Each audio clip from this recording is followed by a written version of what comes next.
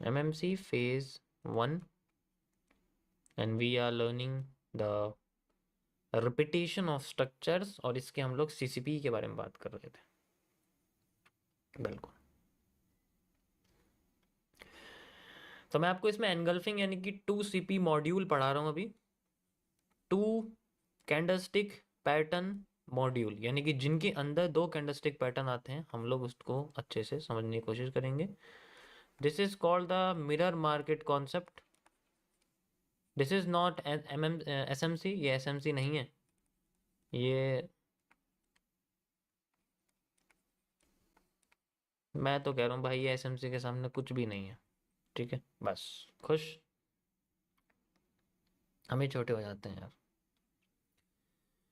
तो 2CP module में कल मैंने आपको बुलिश एनगल्फिंग के बारे में बताया था। ठीक है, आज मैं आपको बियरिश एनगल्फिंग के बारे में बताऊंगा। एनगल्फिंग का आज आपका दूसरा टॉपिक है। ठीक है, दैट इज कॉल्ड ए, देखो एनगल्फिंग कई तरीके की होती है। अभी मैं आपको 2 डिफरेंट कलर की एनगल्फिंग बता रहा हूँ। एक होती है नॉर्मल एनगल्फिंग, ग्रीन और ग्रीन कैंडल के साथ, जैसे हैमर और एक ग्रीन मारूबुजू, दोनों ग्रीन है ना, वो भी एक एनगल्फिंग होती है, बताऊंगा उसके बारे में भी।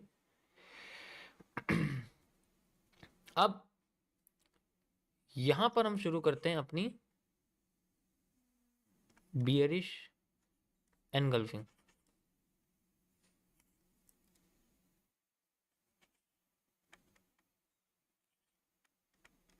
देखो बेरिश एनगल्फिंग होती है कई तरीके की, लेकिन जो सबसे इंपॉर्टेंट है वो होती है जब बेरिश एनगल्फिंग बनती है एक इन्वर्टेड हैमर के साथ।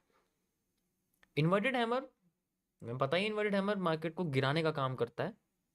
अगर वो टॉप पे होता है उठाने का काम करता है, अगर वो बॉटम पे होता है। और 2 मिनट के लिए शांत हो जाओ। तो बेरिश एनगल्फिंग सबसे पावरफुल तब होती है जब एक इन्वर्टेड हैमर के साथ एक रेड मारूबोजू कंबाइन कर जाए। एक हमारे पास इन्वर्टेड हैमर है। ठीक है, वैसे तो बेरिश एनगल्फिंग का फॉर्मेट होता है कि एक ग्रीन कैंडल को एक रेड कैंडल एनगल्फ कर दे, मतलब एक ग्रीन कैंडल को एक रेड कैंडल जो है वो एनगल्फ कर दे अच्छी तरीके से। उसका फॉर्मेट हमारा बेरिश एनगल्फिंग कहलाता है। मतलब डाउन साइड में आने का मतलब है बेरिश एनगल्फिंग बनना। ठीक है, ये होता है बेरिश एनगल्फिंग का। और इस कंडीशन में हमें, अगर इसको मैं जूम कर दूंगा तो आपको इसमें दिखेगा एक एम ऐसे करके। ठीक है, तो इसलिए हम इसको बेरिश कैंडल कहते हैं। ये मार्केट को नीचे गिराने का काम करती है, लेकिन ये हर जगह काम नहीं करती, इसका एरिया होता है। तो मैं अभी आपको इसका शुरुआत में स्ट्रक्चरल एनालिसिस समझा रहा हूँ कि हम इसके स्ट्रक्चर के हिसाब से कैसे इसको समझते हैं। उसके बाद फिर मैं आपको आगे कंटिन्यू करके बताऊंगा कि हमें इसको देखना किस जगह होता है, रिपीटेशन इसकी किस जगह देखनी है। हर जगह नहीं देखा जाता, क्वार्टर एरिया है।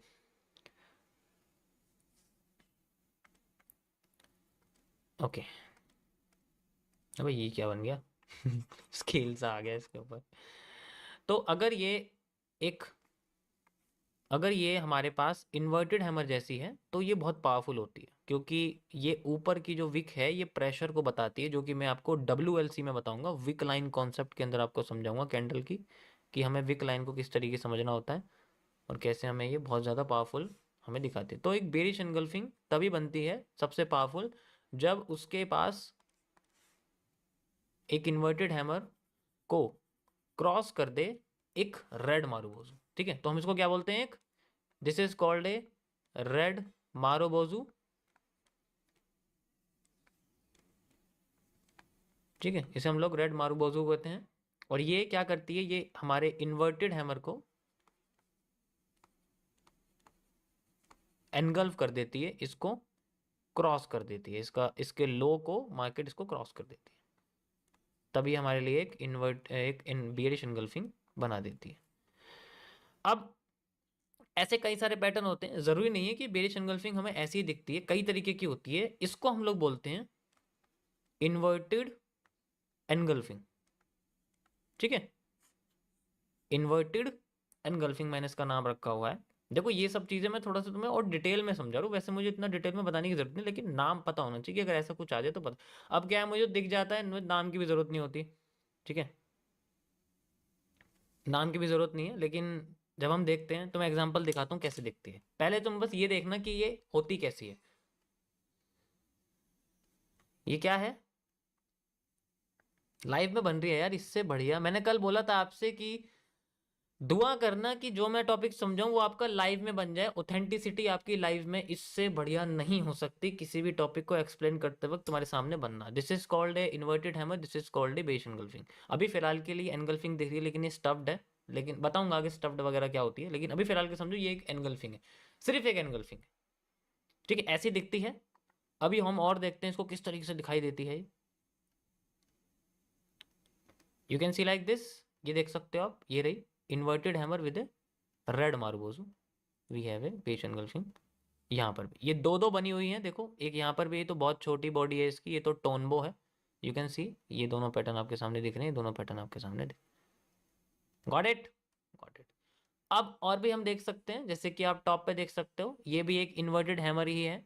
ये एक पार्शियल इन्वर्टेड हैमर है क्योंकि इसकी बॉडी थोड़ी लंबी है और ऊपर की लाइन नीचे की लाइन से लंबी, नीचे तो है ही नहीं, और उसके बाद ये एनगल्फ कर रही है। और ये किस रीजन पे है, ये एक रेजिस्टेंस पे है, या आप इसको एक ऑर्डर ब्लॉक कह सकते हो या फिर रिजेक्शन एरिया कह सकते हो, कई सारी जगह पे। And you can C A reversal area like this. Got it, got it. इस तरीके से जो है देखो, एक जैसे हमें यहाँ पर मिली हुई है, we can see like this. तो इसी तरीके से कई सारी हमें दिखेंगी, कहाँ काम करेंगी कहाँ नहीं काम करेंगी वो मैं आपको आप भी बताऊंगा, लोकेशन वाइज कैसे देखना पड़ता है और कैसे हम इसको एनालाइज करते हैं। ठीक है, किसी जगह पे आपको ये इतनी साफ दिखेगी कि ऐसा लगेगा बस ये अभी उड़ी, नीचे की साइड मार्केट, ठीक है भाई, अभी उड़ी, मार्केट में ऐसा लगेगा। लेकिन कभी कभी आपको ऐसा लगेगा कि ये तो बिल्कुल अच्छी भी नहीं बनी हुई, इन्वर्टेड हैमर दिख ही नहीं रहा है साफ सा, या फिर मारो बोझो साफ नहीं, और वही एरिया उसका सबसे ज्यादा रिवर्सल का होगा, क्योंकि कभी कभी पैटर्न डायरेक्ट नहीं आते। देखो मैं बताता हूँ इसका मतलब क्या होता है। इसका मतलब होता है, आप लाइव में देख ही सकते हो, आपके सामने रिजल्ट आ चुका है। इससे बढ़िया रिजल्ट हो सकता है यस और नो। वैसे ही स्टफ्ड कैंडल है बट फिर भी आप इसको समझ सकते हो। You can see like this, see like this. Got it, समझ आया? पहले ये सिंपल सा समझ में आया, इन्वर्टेड हैमर विद मारू बाजू इस, देखो ये भी एक बेरिश एनगल्फिंग है। ये देखो, अगर इसकी ऊपर की लाइन, ग्रीन कैंडल की ऊपर की लाइन नीचे की लाइन से लंबी है ना, तब भी ये इन्वर्टेड हैमर ही है। तब भी, क्योंकि इसके ऊपर की लाइन का मतलब होता है प्रेशर आना, एक बेरिश प्रेशर का आना, and then it indicates the powerful bearish pressure which is converted on the next candle. और वो हमारी इसी कैंडल को नीचे के क्रॉस करते रहने चाहिए ताकि मार्केट अपना डाउन साइड में कंटिन्यूशन करते रहे। गॉट इट, समझ आया? इससे बड़ी ऑथेंटिसिटी नहीं मिल सकती। ओके, अब बात करते हैं आगे की हमें किस तरीके से इसको देखना पड़ता है, कि और भी भाई कई सारी बेरिश एनगल्फिंग आती है। ये वो है जो आपके सामने बन चुकी है। नीचे की नहीं दिख रही, ये वाली नहीं दिख रही, रुको मैं दिखाता हूँ और जूम करता हूँ। क्या बात कर रहे हो तुम, इतनी सी विकलाइन भी, इतनी सी विकलाइन जो नजर भी नहीं आ रही है ना, वो भी बहुत पावरफुल होती है। ये देखो अब दिखाता हूँ तुम्हें, ये देखो दिखी, अब दिखी लाइन ऊपर की, ये लंबी है थोड़ी सी, ये छोटी है।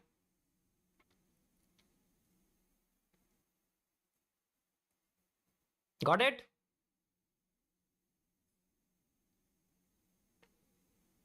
गॉट, चलो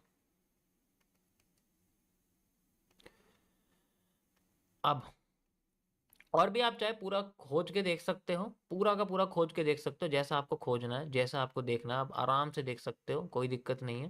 ठीक है, कोई इशू नहीं है इसके अंदर, आप जैसा चाहे वैसा देख सकते हो। ये देखो, इससे बढ़िया तो आपको दिखेगा ही नहीं। ये देखो, इससे बढ़िया दिखेगा आपको? दिख ही नहीं सकता। सुपीरियर है, बेरिश एनगल्फिंग है, और एक बार ये काम कर गई, then you can see like this, like this. अब तो तुम्हें लाइव में ही दिखा दिया, अब क्या पुरानी चीजें बताऊं। ठीक है, तो कैंडल्स का आना बहुत इंपॉर्टेंट है। अब इन्हें देखना कहाँ होता है? इन्हें देखना होता है जब डिमांड खत्म हो जाए। ठीक है, तो इसी तरीके से हमारी होती है। अगर मैं आपको दिखाऊं, अगर ये एक हैमर के साथ बनी हुई है, फिर तो ये बहुत पावरफुल होती है, मतलब होती इसके जैसी है, पावरफुल भी इसके जैसी होती है। लेकिन ये इंडिकेट करती है, अगर मान लो टॉप पे हैमर बन गया, तो एक अलग सा अलग रेजिस्टेंस पे हैमर बन गया तो वो बहुत किफ़ायती होता है और वो ऐसा इंडिकेट करता है कि भाई मैं डिस्काउंट पे बैठा हूँ। ठीक है, जैसे मार्केट अपने आप को राइज करा रही है, बहुत देर से ऊपर की साइड करा रही है और एक ऐसा लेवल आता है जैसे कि वो टॉप पे गई फिर बाद में नीचे आ जाती है, गिर जाती है। हमारे लिए अब ये एसएमसी की भाषा में एक ऑर्डर ब्लॉक समझ सकते हो या फिर आप इसको as a resistance, single point resistance समझ सकते हो। फिर मार्केट में जितनी सप्लाई है पिछले वाली हम देखते हैं और फिर मार्केट अपने आप को लेके जाती है। अब इस जगह पे जाके मार्केट में एक हैमर बन जाता है, टॉप पे बिल्कुल ऐसा हैमर बन जाता है। अब ये क्या समझा रहा है? हैमर का मतलब होता है मार्केट में नीचे से बुलिश प्रेशर का आना, नीचे से जो बुलिश प्रेशर है उसका मार्केट में आना। अब तुम टॉप पे जाके जो ऑलरेडी मार्केट अपनी डिमांड पिछली वाली डिमांड से कंप्लीट करने वाली है और कर चुकी है उस जगह पे और ज्यादा बुलिश हो रही है, इसका मतलब क्या है? ये अपनी डिमांड को और ज्यादा मांग रहा है। इसको बोलते हैं हम लोग discount area. This is called the real discount area. और ऐसे कंडीशन में ही पिन पॉइंट रिवर्सल देखने को मिल सकते हैं, ज्यादातर केसेस में हम कह सकते हैं। वैसे तो मैंने बोला कि ये बाई चांस होता तो ये भी बाई चांस ही कह सकते हो आप, क्योंकि हैमर बनते ही मार्केट ज्यादातर केसेस में रिवर्स कर जाती है या फिर झूठा मूव दिखाती है ऊपर की साइड।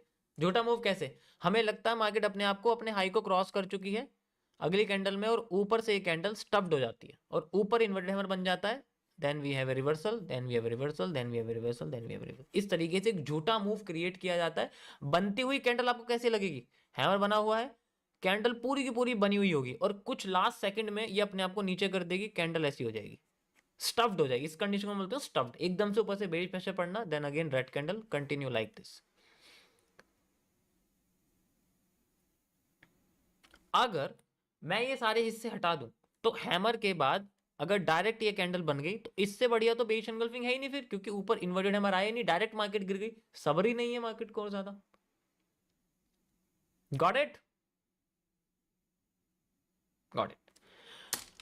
तो ये डिस्काउंट का फायदा उठाने की कोशिश करता है, इसलिए ये भी सेम इसी की तरह ही होता है। तो हम इसको हैमर और मारुबोजू के साथ कंबाइन करेंगे तो हमारे लिए भी एक बेरिश एंगल्फिंग दिखती है। मैं आपको कुछ एग्जांपल दिखाता हूँ, मैं आपको कुछ एग्जांपल दिखाता हूँ। लाइव में बनता है तो बहुत अच्छी बात है, नहीं तो कोई इशू नहीं है। ठीक है, ज़्यादातर केसेस में आपको देखने को मिलेगा, बट इट ऑल्सो है। ये देखो, ये दिख रहा है? ये तो चलो इन्फीरियर है, ये तो नीचे बना हुआ है हाई, लेकिन ये तो ऊपर बना हुआ है। इसके बाद क्या हुआ मार्केट का? इसके बाद इसके बाद मार्केट में क्या हुआ? मारो बाजू, नीचे चली गई मार्केट। ओके, लाइव में हो रहा है क्या कुछ? नहीं, इसके अंदर कुछ नहीं हो रहा, कोई बात नहीं, आगे चलते हैं, आगे देखते हैं। हैमर बना हुआ है साफ आपके सामने, देखो यहाँ सिंगल कैंडल है, तो अगर मैं इन इन दोनों कैंडल्स को कंबाइन कर दूंगा तो एक 3CP बनेगा। ये दो रेड कैंडल बना के एक बड़ी सी रेड कैंडल बना देंगी। ठीक है, कंबाइन अगर मैं कर दूंगा और इस हैमर को उसके साथ जोड़ दूंगा तो एक मारूबोजू निकल के आ जाएगी। आएगी या नहीं आएगी? हम अपने हिसाब से डिजाइन कर रहे हैं मार्केट को, और अगर ये नीचे का हिस्सा क्रॉस कर रही है, हैमर के बाद एक रेड मारूबोजू है and then pin point reversal हमें देखने को मिला। ऐसे होता है। Got it? टॉप पे वैसे ही है, डिमांड कंप्लीट हो चुकी है, ऊपर देखो लेवल भी है and then market creates a reversal. तो this is also a bearish engulfing. कभी कभी आपको कुछ कैंडल्स को कंबाइन भी करना पड़ेगा फॉर मेकिंग ए, जैसे कि हम वेट कर रहे हैं भाई, हाँ एक कैंडल बनी है, लेकिन अगर मैं ऊपर वाली और उसके नीचे वाली दोनों रेड कैंडल्स को कंबाइन कर दूंगा तो एक मेरे को एक बड़ी सी यहाँ पर एक रेड मारुबोजू देखने को मिलेगी। मैं आपको यहाँ पर बना के दिखाता हूँ कैसे दिखेगी। ठीक है, एक तो चलो ये हैमर बना हुआ है, मैं ये हैमर बाहर निकाल देता हूँ, you can see like this. ठीक है, ये हैमर की बॉडी हमारे पास रेड और ये इसकी विक लाइन है, ऐसे करके ये मैंने यहाँ पर विक लाइन बना दी, इसको मैंने भेज दिया पीछे। अब ये जो है मैंने इसको कर दिया पूरा का पूरा ग्रीन, ये बन गया हैमर। अब मैं इन दोनों कैंडल्स को, इसको और इसको दोनों को कंबाइन कर रहा हूँ for making a move like this. ऐसी मैंने बॉडी ली और उठा के यहाँ रख दी, इसके बाद ही एंड इसको मैंने कर दिया red. You can see now we have a hammer के बाद एक बेस एनगल्फिंग, सेम ऐसी जो मैंने आपको समझाई है ये वाली। तो कभी कभी हमें अपने दिमाग का इस्तेमाल करके कंबाइन भी करना पड़ेगा, क्योंकि सामने तो इतनी आसानी से आएगा नहीं। ऑब्वियस सी बात है, सामने आ गए तो लोग टूट नहीं पड़ेंगे उसके ऊपर। भाई अगर सामने आ गए तो टूट जाएंगे ना, एकदम पता लग गया, हाँ जैसे हैमर आते सब टूटते हैं, टूट पड़ते हैं। तो इसी वजह से क्या होता है, वो पैटर्न फेल होने के चांसेस ज्यादा रहते हैं। ऐसा ही है, अब लोगों को कंफ्यूज कर देगा कैंडल का, यहां पर कह सकते हैं हम लोग सेपरेशन ऑफ पावर्स हो जाता है, कैंडल टूटने लग जाती है। वो बड़ी सी कैंडल ना बन के वो टाइम लेती है, और वो कैंडल 3-4 हिस्से बन के फिर एक कैंडल बनाती है, वो 3 कैंडल एक साथ बन जाएगी, लेकिन ये अपने आप को कंबाइन होकर नहीं दिखाएगी, क्योंकि पता कंबाइन होगी तो लोग समझ जाएंगे यहाँ बेरिश एनगल्फिंग बनी हुई है, हैमर अपने आप को फेल कर रहा है। तो जब तक वो फेल करने जाती है तब तक मार्केट, वो कैंडल टुकड़े में हो जाती है, लोगों को लगता है यार अब क्या फायदा है यार, अब तो मार्केट और नीचे आ गई, अब कोई फायदा ही नहीं है। ठीक है, टॉप पे बैठना चाहिए था, और उसके बाद ही बड़ी सी एक रेड कैंडल बनती है, पूरा का पूरा मूव। यानी कि इस ऐसे कंडीशन में, ऐसा कंडीशन होने के बाद, चाहे टुकड़ों में हो चाहे इकट्ठी हो, उसके बाद एक बड़ी सी रेड कैंडल बनती है। एग्जाम्पल के लिए मैं आपको दिखाता हूं, you can see like this, और सारी छोटी छोटी कैंडल्स हैं, देख लो ये बड़ी कैंडल बनी हुई है, क्योंकि मैंने इन दोनों कंबाइन कर दिया ना, you can see like this and then फिर, ताकि और ज्यादा इन्हें इन्हें रुकने ही नहीं दिया जाए, पेशेंस ही नहीं होना चाहिए। तो इस तरीके से आपको ये देखने को मिलेगा, अभी मैं और दिखाता हूँ आपको कैसे देखने को मिलेगा। Okay, you can see like this, ये देख सकते हैं आप। अरे ये क्या हो गया रुको मैं इसको ऐसे करता हूँ, देखा, गॉट इट, गॉट इट। तो ऐसे हैमर के साथ मारोबाजू का बनना भी एक हमारे लिए बेरिश एनगल्फिंग को इंडिकेट करता है। इसमें यह फर्क नहीं पड़ता कि हैमर हमारे लिए कैसा है, लाइक दिस, गॉट इट।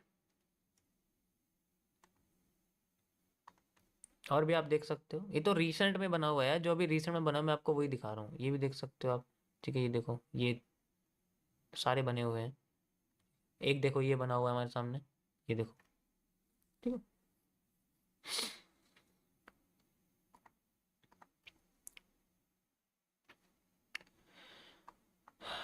अब बात करते हैं इनके लोकेशन के हिसाब से, कि हमें इन्हें देखना कहाँ पड़ता है। लोकेशन तो ज़्यादातर सबकी सेम ही रहती है, बस थोड़ा सा ट्विस्टेड वर्जन हम कह सकते हैं।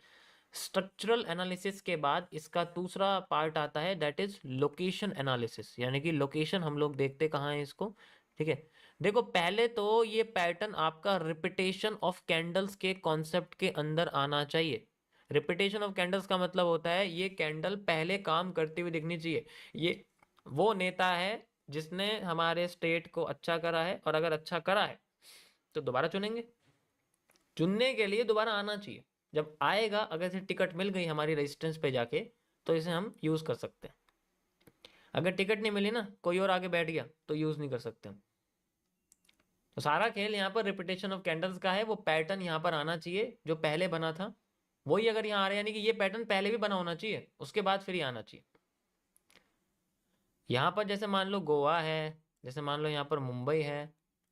ठीक है, तो अगर गोवा है और मुंबई है, यहाँ पर कोई भी पॉलिटिकल पार्टी या मान लो कुछ भी है, यहाँ किस कोई भी नेता है, यहाँ पर कोई भी नेता है, गोवा में कोई नेता है, और अगर गोवा में नेता का रिजल्ट अच्छा रहता है, ठीक है, और रिजल्ट इतना अच्छा रहता है कि गोवा की जो इकॉनमी वो नीचे गिर जाती है, इतना अच्छा रिजल्ट रहता है, और उसके बाद अगर सोचा जाता है कि भाई इसके आने से इकॉनमी नीचे गिरी है, तो हम इसे मुंबई में भी चुनेंगे। अगर मुंबई में भी यही आके बोलता है कि मैं आ रहा हूँ तुम्हारे पास, अगर ये मुंबई में दिख गया, तो ये उसकी भी इकॉनमी नीचे गिरा देगा। एग्जाम्पल के लिए मैं आपको दिखा रहा हूँ, तो क्योंकि हम लोग इसको टॉप पे बैठाने की बात कर रहे हैं।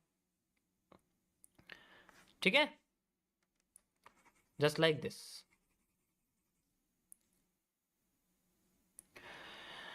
सो इस तरीके से इसकी लोकेशन होती है, रिपीटेशन ऑफ कैंडल्स, और ये कहाँ आनी चाहिए, ये भी लेवल्स पे आने चाहिए। जैसे कि आपका कोई भी, आपका जहां पर डिमांड फिनिश हो रही है, सबसे इंपॉर्टेंट एरिया है व्हेन डिमांड फिनिशेस। जब डिमांड खत्म होती है, we use this, and then इस तरीके से यहाँ पर हमारे सामने दूसरा है, इसका कोई भी ऑर्डर ब्लॉक, ओबी, ये एसएमसी के कॉन्सेप्ट हैं, कोई भी एफवीजी। ठीक है, और भी बहुत सारे, बस मैं आपको बेसिक मेजर बता रहा हूँ, रिपीटेशन ऑफ कैंडल्स में आना चाहिए। तो ये था गाइज आपका आज का टॉपिक बेरिश एनगल्फिंग को लेके। आई थिंक आप लोगों को समझ में आया होगा। वन ऑफ द धांसू pattern of the bearish market.